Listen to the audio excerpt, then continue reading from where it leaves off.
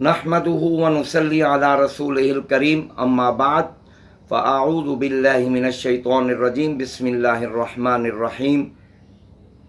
Tajweedul Quran channel से सजादुर रहमान आसिम आपकी खिदमत में हाजिर है और सुबह बखैर देखती आँखों सुनते कानों को सलाम पेश करता है।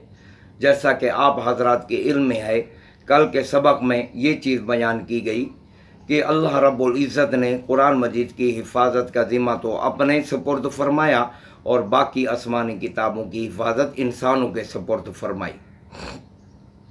तो कल के सबक में इस इम्तियाजी फ़र्क की वजह बयान की गई।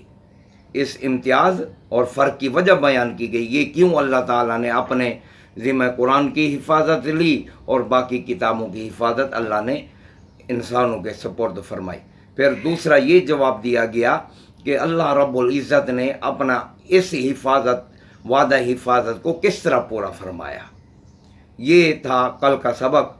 तो आज के सबक में ये चीज़ बयान की जाएगी कि हुफ़ाज़ कुरान, छोटे छोटे बच्चे जो कुरान मजीद हिफ्ज़ करते हैं, पूरा कुरान मजीद किसी हर्फ की कमी पेशी के बग़ैर, किसी नुक्ता की कमी पेशी के बग़ैर अपने सीनों में महफूज करते हैं, क्या इस्लाम ने उनको कोई ख़ास और इम्तियाज़ी मकाम भी दिया है, या ये कुरान पढ़ने वाले और दुनिया कमाने वाले सारे बराबर हैं?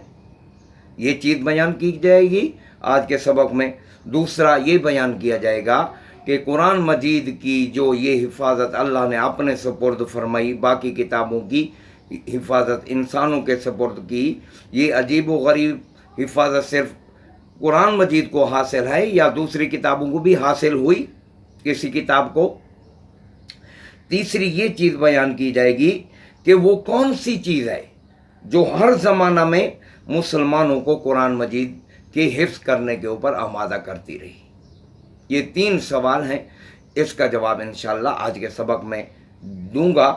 तो पहली बात, क्या हुफ़ाज़ इकराम को इस्लाम ने को ख़ास और इम्तियाज़ी मकाम भी दिया है? हाँ, बिल्कुल हाँ। इस्लाम ने हुफ़ाज़ इकराम को बुलंद मर्तबा और ख़ुसूसी मकाम अता फरमाया है।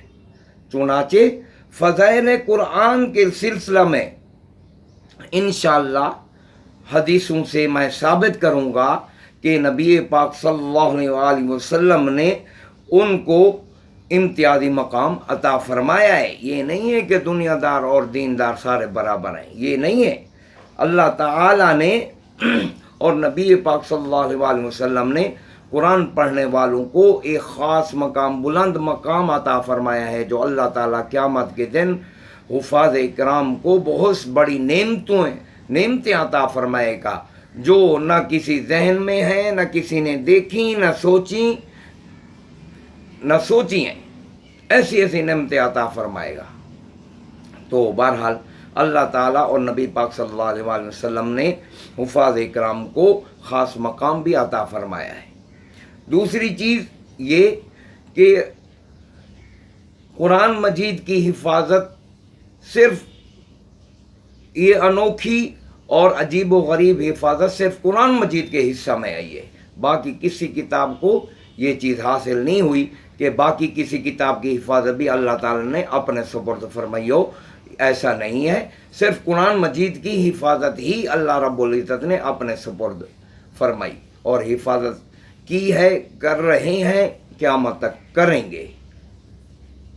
तो तीसरी बात, नबी पाक सल्लल्लाहु अलैहि वसल्लम की वो अहादीस हैं जिनमें आप सल्लल्लाहु अलैहि वसल्लम ने कुरान मजीद के हिफ्ज़ करने और इसके पढ़ने पढ़ाने वाले लोगों के हक़ में इरशाद फरमाया है कि आखिरत में उनको अल्लाह रब्बुल इज़्ज़त के यहाँ ऐसे ऐसे बुलंद दर्जे, ऐसे ऐसे ऊंचे मरातब हासिल होंगे जो दुनिया व माफ़ीहा और उसकी नेमतों से कहीं बढ़ चढ़ कर होंगे।